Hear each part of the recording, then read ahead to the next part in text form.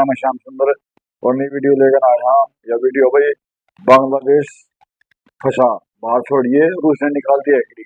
देखते हैं भाई रूस ने सीखे हेकड़ी निकाल दिया, बड़े वीडियो देख लेते हैं, उसके बाद में फिर अपना रिएक्शन देंगे।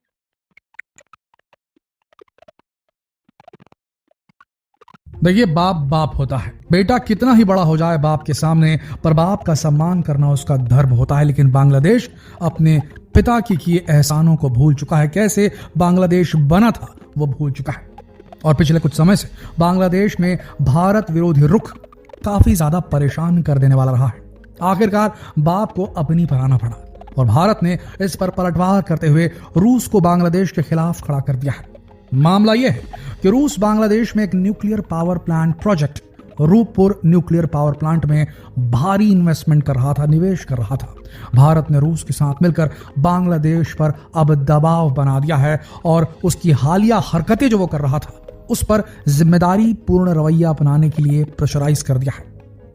रूस ने दे डाला है 3 दिनों का अल्टीमेटम। साफ तौर पर कह दिया है कि उसके पास सिर्फ 3 दिन का समय है। अगर बांग्लादेश $630 मिलियन का बकाया भुगतान नहीं करता है तो रूस अपने न्यूक्लियर पावर प्लांट प्रोजेक्ट को बांग्लादेश के अंदर बंद कर देगा। यह अल्टीमेटम बांग्लादेश के लिए एक बहुत बड़ा झटका है।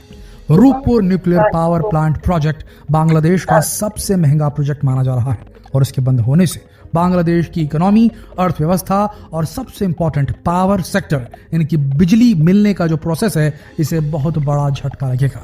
चलिए अब समझते हैं कि ये प्रोजेक्ट बांग्लादेश के लिए इतना महत्वपूर्ण क्यों है और रूस ने वाकई में अगर ये प्रोजेक्ट बंद कर दिया, साथ में अडानी ने बिजली की सप्लाई काट दी, तो पूरे बांग्लादेश में कैसे अंधकार छा सकता है। स्टोन एज में, पाषाण काल में वापस जा सकता है बांग्लादेश।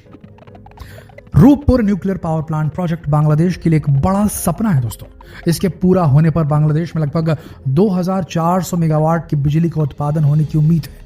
इससे देश में बिजली की कमी काफी हद तक दूर हो सकती थी। लेकिन अगर बांग्लादेश रूस का अल्टीमेटम मानने से इनकार करता है तो अब यह प्रोजेक्ट खतरे में पड़ सकता है। इसका सीधा असर बांग्लादेश की इंडस्ट्री, बिजनेस और रोजमर्रा की जिंदगी पर पड़ेगा अगर पावर कट हो गई। कहने का मतलब अगर बिजली बननी शुरू नहीं हुई बांग्लादेश के अंदर, ये न्यूक्लियर पावर प्लांट अगर बन जाता बांग्लादेश के अंदर, तो उसे दूसरे देशों से कम बिजली खरीदनी पड़ती। जैसे कि अडानी पावर से भी वो बिजली खरीद रहा है और अडानी पावर ने भी 500 मिलियन का उसके सामने बिल फाड़ कर रख दिया है। तो भारत के साथ जो इसने रवैया अपनाया बांग्लादेश ने, अब उसे उसका सबक सीखने को मिल रहा हो। उसने कम आंक लिया था दोस्तों। भारत की जियोपॉलिटिकल शक्ति, ताकत, स्ट्रेंथ को बेहद कम आंक लिया था बांग्लादेश ने और पाकिस्तान और चाइना से मिलने वाली जो मदद है उसे ओवर एस्टिमेट कर लिया था, ऐसा लगता है। बांग्लादेश बहुत अच्छी तरीके से समझता है कि इस प्रोजेक्ट के बंद होने से उसकी अर्थव्यवस्था को कितना नुकसान होगा। भारत की चुपचाप की गई कूटनीति इसमें अहम रोल प्ले करती है। पहले अडानी ने पावर बिल फाड़ा, अब रूस का बिल चिपका दिया गया है बांग्लादेश पर। अब हम बात करते हैं कि भारत इस पूरे मामले में कैसे चुपचाप अपनी डिप्लोमेसी, कूटनीति चला रहा है। भारत ने पहले अडानी पावर के बिल के जरिए बांग्लादेश पर आर्थिक दबाव डाला और अब रूस का बिल बांग्लादेश के सिर पर लटका हुआ है। भारत ने साफ कर दिया है कि अगर बांग्लादेश दोबारा पूर्वी पाकिस्तान बनने का सपना देख रहा है, ईस्ट पाकिस्तान बनने का सपना देख रहा है, तो उसका अंजाम भी पाकिस्तान की तरह कंगाली वाला होगा। भारत की चुपचाप की गई डिप्लोमेसी, कूटनीति बांग्लादेश के लिए एक बड़ा सबक है। आपको बता दें दोस्तों, ये एक तिहरा प्रोजेक्ट था। इसमें भारत भी था, रूस भी था और बांग्लादेश भी था। इस रूपपुर न्यूक्लियर पावर प्लांट को बनाने में भारत का भी सहयोग इन्वॉल्व था। आप ये समझ लीजिए, शेख हसीना की सरकार थी, भारत में मोदी जी की सरकार थी। दोनों ने ये समझा कि बांग्लादेश अच्छा मित्र राष्ट्र है और इसीलिए भारत ने प्रपोजल दोस्त रशिया तक पहुंचाया और भारत का ही चेहरा देखकर, भारत का ही समझ लीजिए एक हिसाब से गारंटी पर, रशिया ने बांग्लादेश के अंदर इन्वेस्टमेंट शुरू करने की शुरुआत की थी। बड़े पैमाने पर इन्वेस्टमेंट किया था और कहा था कि हम पूरा सहयोग देंगे। लेकिन शेख हसीना की सरकार जैसे हटी, दूसरी सरकार आई और उसने अपना रुख दिखाया, हिंदुओं के खिलाफ दिखाया, भारत के खिलाफ दिखाया और बड़े बड़े काम किए जाने लगे, बड़े बड़े बयान निकलने शुरू हो गए। जो रहमानी नाम का एक खतरनाक अलकायदा रिलेटेड एक आतंकवादी किस्म की सोच वाला व्यक्ति था, उसे जेल से रिहा कर दिया गया, जो बाहर निकलते ही भारत के खिलाफ आग उगलने लगा, खालिस्तान की बातें करने लगा, आजाद कश्मीर की बात करने लगा, यहां तक कि भारत के वेस्ट बंगाल को एक अलग राष्ट्र घोषित करने के लिए बोलने लगा, नॉर्थ ईस्ट को काटने की बात करने लगा। इस प्रकार की हरकतों से त्रस्त होकर फिर भारत ने अपना गेम खेलना शुरू किया। और याद रखिएगा, भारत अपना गेम साइलेंटली खेलता है। भारत जियोपॉलिटिकल मास्टर है, पहले भी था, अभी भी है। भारत की एक इमेज गांधी जी के युग से शांति प्रधान देश की बनी हुई है। भारत अगर अपनी इमेज चेंज करना चाहे या अपनी रणनीति को बदलना चाहे बदलती दुनिया के हिसाब से, तो एक बार में दुनिया के सामने गुड से इविल या गुड से अल्ट्रा स्मार्ट नहीं बन सकता। उसे अपनी छवि को सुधार कर रखना होगा दुनिया के सामने, और इसीलिए भारत इस प्रकार की साइलेंट स्ट्रेटेजी का इस्तेमाल कर रहा है। पहले अपने माध्यम से अडानी की तरफ से बिल पेश होता है और उसके बाद फिर आप देख लीजिए किस तरीके से रूस ने भी अपना बिल फाड़ के चिपका दिया बांग्लादेश के माथे पर, जिसे अगर उसने नहीं पटाया तो बांग्लादेश को ना भारत से बिजली मिलेगी, ना ही बांग्लादेश के खुद की बिजली बनाने का जो सपना था रूपपुर न्यूक्लियर पावर प्लांट के तहत, वो भी पूरा नहीं हो सकेगा। नतीजतन बांग्लादेश पूरी तरीके से एनर्जी विहीन छूट जाएगा। बिजली नहीं होगी तो लोड शेडिंग होनी शुरू हो जाएगी। उसके कारखाने जहां से कपड़ा बनाता है वो, और कपड़ा बेचकर ही टेक्सटाइल इंडस्ट्री ही बैकबोन है, रीढ़ की हड्डी है इकोनॉमी की, अर्थव्यवस्था की बांग्लादेश के, वही अगर टूट गई, क्योंकि बिजली रहेगी नहीं तो कारखाने चलेंगे कैसे? कम समय तक बिजली मिलेगी, लोड शेडिंग होगी, पावर कट्स होंगी तो प्रोडक्शन भी अफेक्टेड हो जाएगा, और ऐसा हुआ तो फिर आमदनी भी कम हो जाएगी। तो बांग्लादेश को अब बहुत बड़े खतरनाक मोड़ पर ला खड़ा किया है भारत ने। वो कहते हैं ना, डूबते को तिनके का सहारा। बांग्लादेश के पास तिनके का सहारा भी नहीं है, क्योंकि बांग्लादेश ने न सिर्फ शेख हसीना की सरकार को उखाड़ फेंका है, बल्कि एक ऐसे व्यक्ति को बैठा दिया अपनी सरकार में, मोहम्मद यूनुस को, जो कि बेहद करीब हैं अमेरिका के, और ज्यादा स्पेसिफिकली बात करें तो क्लिंटन फाउंडेशन के। जी हाँ दोस्तों, क्लिंटन फाउंडेशन के साथ में मोहम्मद यूनुस की जो नजदीकी हैं वो जग जाहिर है। अब ये सोचना होगा कि क्या मोहम्मद यूनुस की सरकार रूस जैसे देश से क्या मदद लेना या रूस का न्यूक्लियर पावर प्लांट बांग्लादेश के अंदर चलने देगी, जबकि उस देश का जो नेता है, मेन नेता है, वो प्रो अमेरिकन है।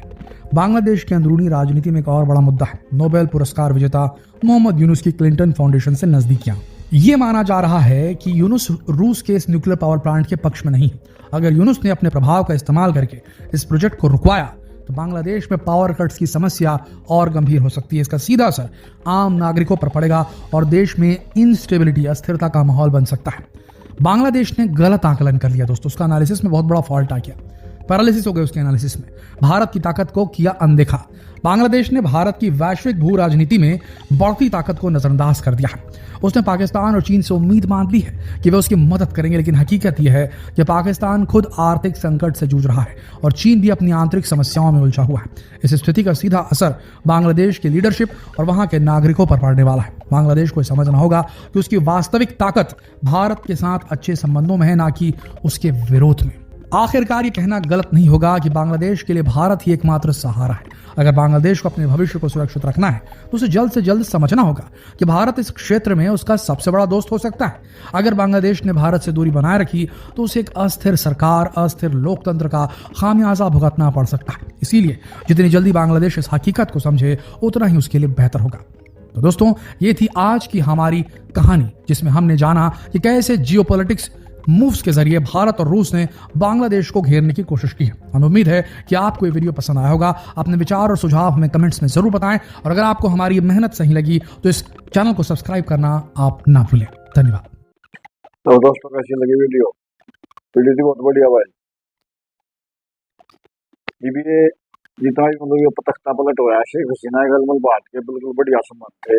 और नया जो आया है मतलब प्रधानमंत्री या राष्ट्रपति, जो भी प्रधानमंत्री होगा, राष्ट्रपति होगा, तो इसके संबंध अमेरिका की तरह ही आखिर वीडियो लास्ट में बताई ना भाई, ब्लिंकन को जो था अमेरिका का राष्ट्रपति, हाँ वो बिल क्लिंटन, उसका फाउंडेशन के साथ में उसके ताल्लुक बढ़िया है, और चाइना के साथ मित्रता था, और पाकिस्तान के साथ मित्रता है।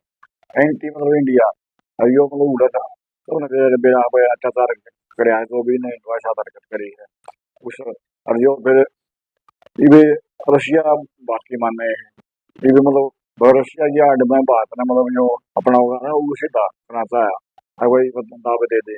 तो ये रोज ये बनाओ थे रूपार न्यूक्लियर पावर प्लांट लगाओ थे, उसमें इसका हिस्सा फायदा ज्यादा है। हमने तो भाई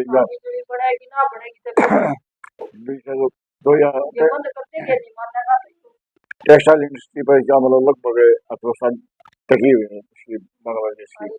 हाँ हाँ, तो मतलब फिर भारत में दाव दे दी भाई रशिया के द्वारा, रशिया ने दाव दे दी 3 दिन के द्वारा, नहीं तो फिर मतलब हम रोक देंगे। फिर अडानी है, अडानी की भी थी बांग्लादेश में। अडानी के ऐसी हो जाएगी, मतलब चलो ये पर बिजली से सारे हाँ काम बिजली तो सारे काम हुआ ना पे कपड़ा बनाएगा कुछ भी नहीं। बिजली होगा तो इसके बांग्लादेश की सबसे बड़ी में टेक्सटाइल इंडस्ट्री है, इसको पर ये हुआ है टेक मंगा जाएगी तो जो 10 दिन भी ना पकड़े अपना पलांबा हो जाना। ये समझदारी मतलब बात करनी चाहिए इसमें। और फिर जो जितने जो ओसामा बिन लादेन का बताया हुआ उसका अलकायदा ग्रुप का उससे ऐसा मतलब जो आतंकवादियों ने रिहा कर दिया और फिर वो हम रिहा कर दिए वो आगे मतलब आगे बात के प्रति। तो इसलिए ये हमारा तो प्रधानमंत्री मोदी से भी छोटा पूछेगा फिर अब हम तो इतना बता करना था वहाँ और ये फिर हमारे खिलाफ जा रहा है।